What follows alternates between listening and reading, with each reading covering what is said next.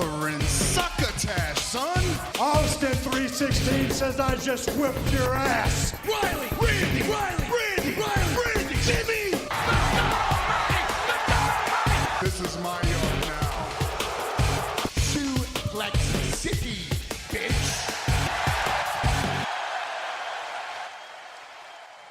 Welcome to another edition of Willpower Radio. This edition will be covering the May 1st edition of SmackDown Live. And wow, I'm saying edition quite a bit to start off this show, but this was a good episode of SmackDown Live. There was some dead spots, but overall, I thought this was a really, really good implementation of some of the new SmackDown superstars, while also using some of the superstars that were already there before the superstar shakeup took place.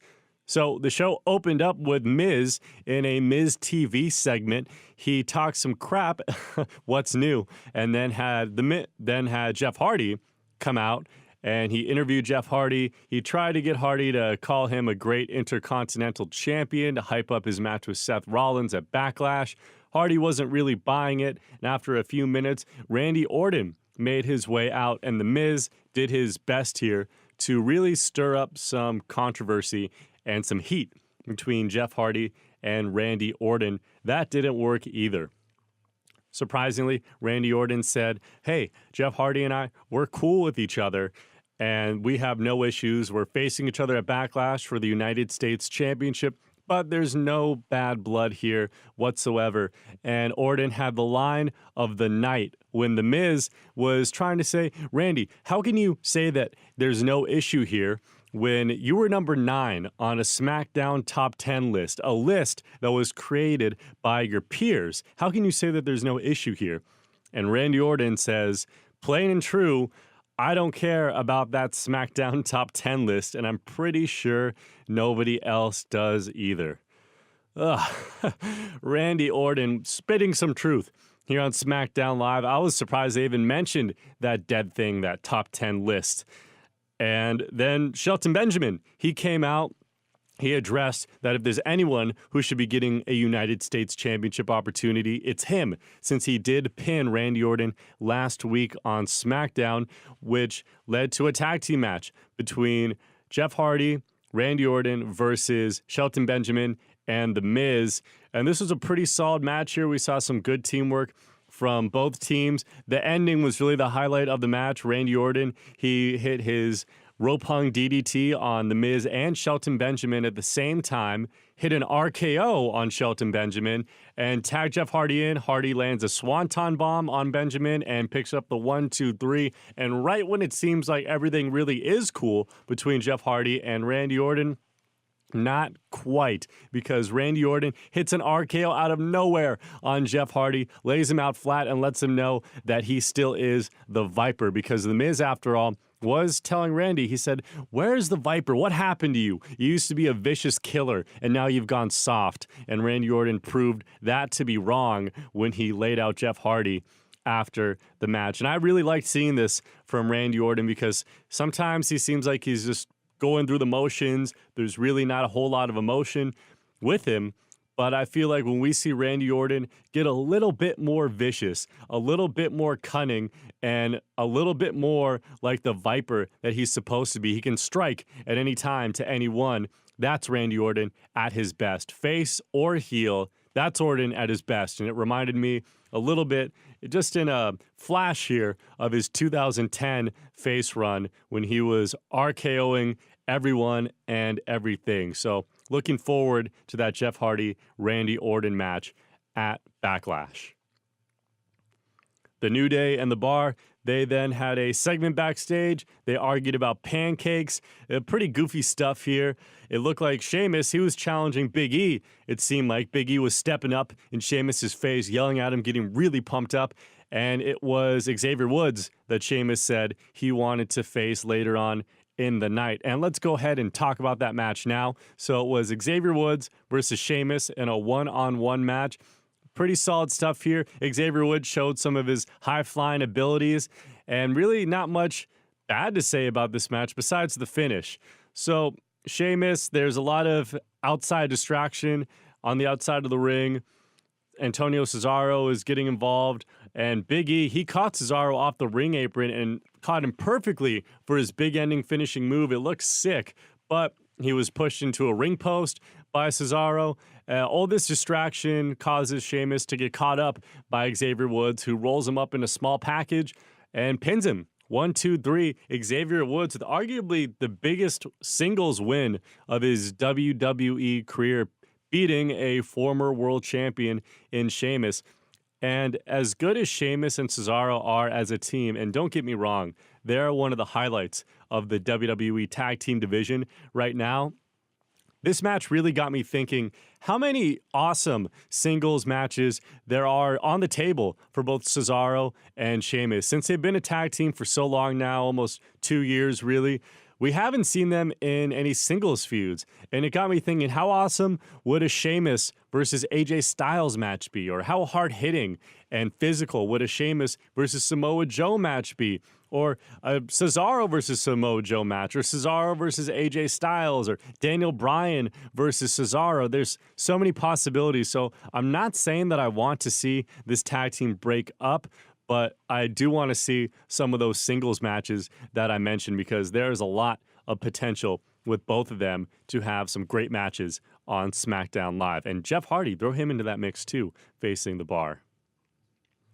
There was also another backstage segment, Lana with Rusev, and Lana looking super hot here. And she basically told Rusev that Aiden English, he's holding you back. You could be taking over the WWE right now, but Aiden English is holding you back. And Aiden English, she said this while English stepped away for a little bit, kind of said it behind his back. And as soon as she said that, the audience started booing. And I was thinking in my mind, no, please do not break up Aiden English and Rusev. They haven't even been together for that long, and they're great together. These guys have so much natural chemistry. There's absolutely no reason to break them up. Rusev and Lana, we've seen that before. They're great together, but this is Aiden English and Rusev time. They are peaking as an act, so I do not want to see them get broken up just yet. They have so much more mileage in that tank before they end Rusev Day effectively, which is what they'd be doing by ending the partnership between Aiden English and Rusev, I believe.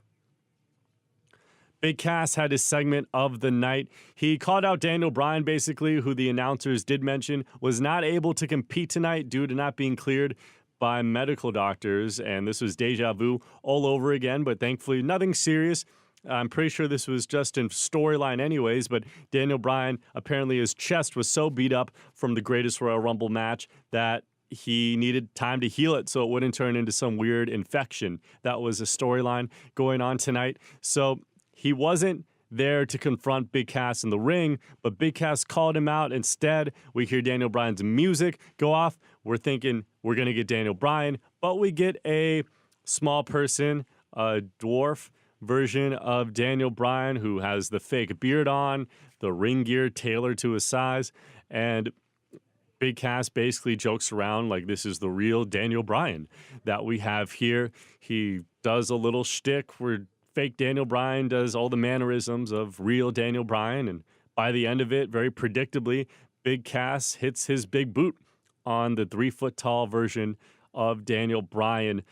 And this was a good segment by Big Cass. He had a lot of good mic work. He's really improved on the microphone, I think, and it reminds me of his time in NXT when Enzo Amore was injured and we got to see more of Big Cass's solo personality. That's what this reminds me a lot of here. But other than that, it was very predictable that he would end up kicking this miniature Daniel Bryan. So besides Big Cass's mic work here, this segment really didn't do a whole lot for me. I really wish Daniel Bryan would have been able to come out and get physical with Big Cass just a little bit, but I suppose that's going to be saved for the Backlash match between the two of them. And in the highlight of the show, in my opinion, AJ Styles, he was in the ring to cut a promo with Renee Young in there, who was interviewing him because Shinsuke Nakamura was demanding an apology from AJ Styles. An apology, of all things, for AJ Styles losing his cool at the Greatest Royal Rumble and basically beating up Shinsuke Nakamura. So Of course, AJ Styles does not apologize. He says, "Why would I?" And before AJ even said anything during this segment, the Montreal audience loved this guy. They still do love him. He's not dead or anything, but they were chanting his name, AJ Styles, over and over again. It took a couple minutes for them to settle down so this segment on the microphone could even start. But as AJ Styles was beginning to badmouth Shinsuke Nakamura, the audience started to boo a little bit. So they still like Shinsuke. I know myself and a lot of other people are really digging what he's doing as a heel right now. So it's kind of funny. If anything, it might make him more popular. But by the end of the segment, they sure as hell were not cheering Shinsuke, because during the middle of AJ Styles' promo, Samoa Joe comes out and talks some smack to AJ. And I immediately really dug this because we've never seen AJ Styles and Samoa Joe interact under a WWE umbrella. But anybody that knows anything about their past knows that they were the two boys for TNA wrestling for a very long time. So to see them interact here was pretty cool. Samoa Joe basically said, after I'm done beating Roman Reigns, I'm coming for your title. Since you haven't been around people that are dangerous like me in so long, you forgot about not feeling too comfortable around competitors such as myself. So as Samoa Joe finishes talking up, Shinsuke Nakamura comes out of nowhere, low blows AJ Styles once again, and AJ did make reference that Shinsuke seemed like he was a little too focused on his jewels rather than the championship gold. But Shinsuke Nutcracker Nakamura strikes again, and AJ's laid out. Shinsuke teases hitting the Kinshasa on AJ, and he doesn't. He runs right past him. Just mind games by Shinsuke Nakamura. Before this heel turn, I had no idea Shinsuke knew how to play mind games like this. Like, this is on some Undertaker level shit right here with Shinsuke Nakamura. And Nakamura, he purposely runs past Styles for the first Kinshasa, then nails him with the second Kinshasa, and AJ's laid out. So my prediction for Backlash is that Shinsuke will win the WWE Championship, but Wrestling or Pro Wrestling 101 tells me that since AJ was laid out here the night or the go-home show before Backlash, he'll pick up the win against Shinsuke, but I can't shake the feeling that Shinsuke's got to win on Sunday. If he doesn't win, then what the hell do you do with him? He's a heel. He's faced AJ 3 or 4 times now for the WWE Championship. So if he doesn't win now, what direction does he have going forward? There was another backstage segment with Absolution members Mandy Rose and Sonya Deville confronting Paige, or at least we thought Absolution members, because Paige basically told them Absolution is dead, and listen up, baby girl, you've got to earn your opportunities for a shot at the SmackDown Women's Championship. She did announce that Mandy Rose would be facing Becky Lynch next week due to Mandy Rose talking some smack about Becky Lynch in a pre-recorded backstage segment that they showed earlier on in the night as well. So Paige, she's not playing favorites here on SmackDown. She's keeping it really fair as she can, just like how the ghost of SmackDown general manager times, Teddy Long, would want. She just needs to start booking more tag team matches. But she got off to a good start with Shelton Benjamin and The Miz taking on Jeff Hardy and Randy Orton at the beginning of the show. So good stuff, Paige. And the main event segment itself, Charlotte Flair, Becky Lynch, and Asuka, they took on Peyton Royce, Billie Kay, and Carmella. And the babyfaces won this match. Started off really, really slow. I was honestly a little bored during the first couple minutes of it. It went about 10 minutes, so first half of the match was pretty boring, honestly. But it really picked up towards the end. We saw a lot of good back and forth. Asuka absolutely on fire at the end. She was taking out all of her aggression here. And Corey Graves really made a point before the match started to say, when you lose a streak as long as Asuka lost, 914 days undefeated, it can do something to your psyche. We may never see this woman win another match again, and that would be ridiculous for Asuka to never win another match, but it's a realistic storyline. Look no further than Ronda Rousey. She was a monster for her time in UFC, and she lost that one fight, and she was basically done. She took, a year off from fighting, and she came back for the next fight and lost again. She was never the same after that loss to Katie Holmes, I believe it was. I'm pretty sure I butchered her name, but something Holmes. So it's realistic that Asuka maybe wouldn't be able to get her mojo back, but she definitely did in this match. As I mentioned, she was on fire, and she eventually locked Peyton Royce into the Asuka lock for the submission victory.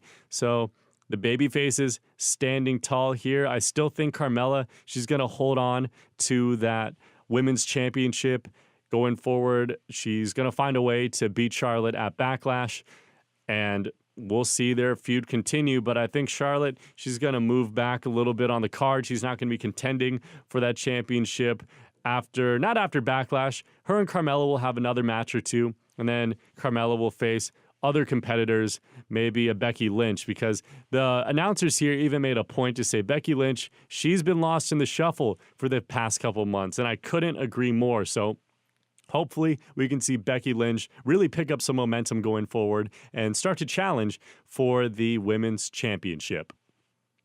So that's my review of the May 1st edition of SmackDown Live. Good show with some hits and misses, but if you check out anything on this show, check out the opening segment and the tag team match. That was really the highlight of the show for me. And how could I forget the Shinsuke Nakamura AJ Styles segment? That was another highlight. I really can't choose between the two, actually. So check out those two segments. And thank you for listening to another edition of Will Power Wrestling.